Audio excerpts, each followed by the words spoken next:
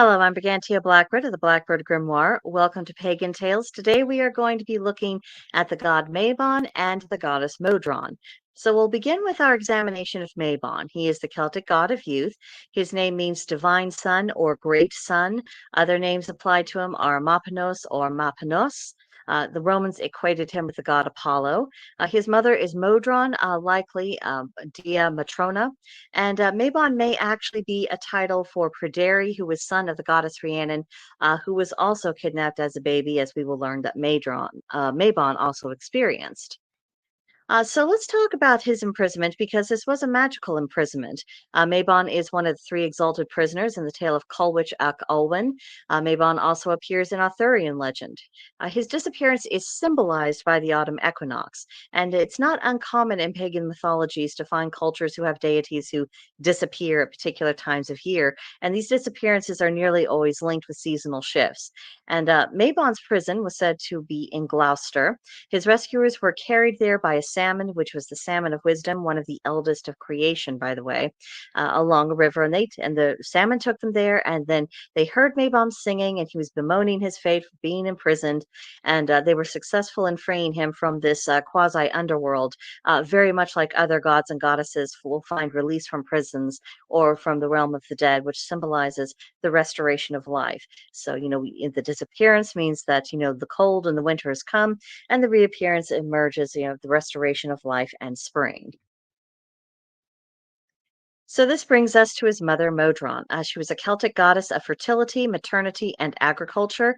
The mother of Mabon, of course. Her name means great mother. She's also called Matrona, possibly linked with the goddesses Rhiannon or Caradrin. Those are a bit tenuous, but again, people they make these associations whenever a particular name for a deity just feels a bit more like a title. So that's a point of interest you might investigate if you're curious. So in the story, once her son is taken, it's King Arthur and his cousin Kay or Colwich and Bedwyr that are credited with rescuing Mabon and properly restoring him to his mother.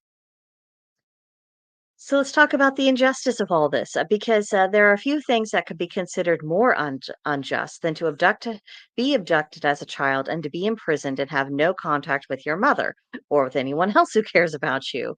And sometimes we are likewise imprisoned by unjust circumstances, either through the malice of others or simply as a result of the state of the world, over which our influence is limited.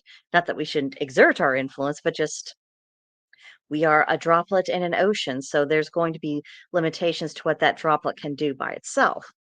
So, like Mabon, we too may need a helping hand from other people in order to be set free from things that are beyond our control. And I think this story is less a statement about any personal limitations on the god Mabon or limitations of his divine powers or anything of that kind. And I think it's more of a lesson in the fact that limitations actually do exist. They are a thing. If there are limitations for gods, there are definitely limitations for humans, even those who are on a magical path. And this is a reality that many people reject because they just cannot reconcile with the idea that some things in life are actually arbitrary and some things are really are beyond their power. And some things you are simply learning how to cope and how to adjust to it, rather than saying, well, I don't like it, therefore I'm going to overturn it. Uh, that isn't always how it works. So let's talk a little bit about the autumn equinox. For the ancients, whose understanding of the reason and the need of seasonal cycles, who might have their understanding just might have been a bit more limited than our own.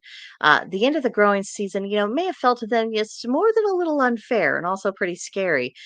People rely upon the produce of the land and the animals in order to survive. The fact that we are able to produce mostly in abundance and the real obstacle to us getting what our need has more to do with money than it has to do with availability of sustenance. Uh, we're experiencing different things than what our ancestors did, and it would have been natural for them to contemplate, how can it be right that this process is interrupted? If the gods care, if the things are as they should be, how could this process of fertility and produce actually be interrupted. How is that right? And so, likewise, we today also struggle with things that we don't understand because, we don't have all the proper information at our fingertips about everything. And sometimes that we do, or we just fail to see the larger purpose behind it all. But we just don't understand all the pieces of the puzzle, why they have to come together in a particular way. And the autumn equinox or Mabon is an excellent time to make peace with that which takes place, but that which we also struggle to comprehend. And it's a chance to lean upon the wisdom of Mabon and Modron and seek hidden lessons of patience. So that's what I have for you on these two deities today. Next week, we are going to be taking a bit of a look at Dionysus. So I hope you'll be coming back for that. In the meantime, let me know if you've had any personal experiences with these deities, where you fall upon their identity crisis, because that is always an issue with Celtic deities, it seems like. I would really love to hear your thoughts.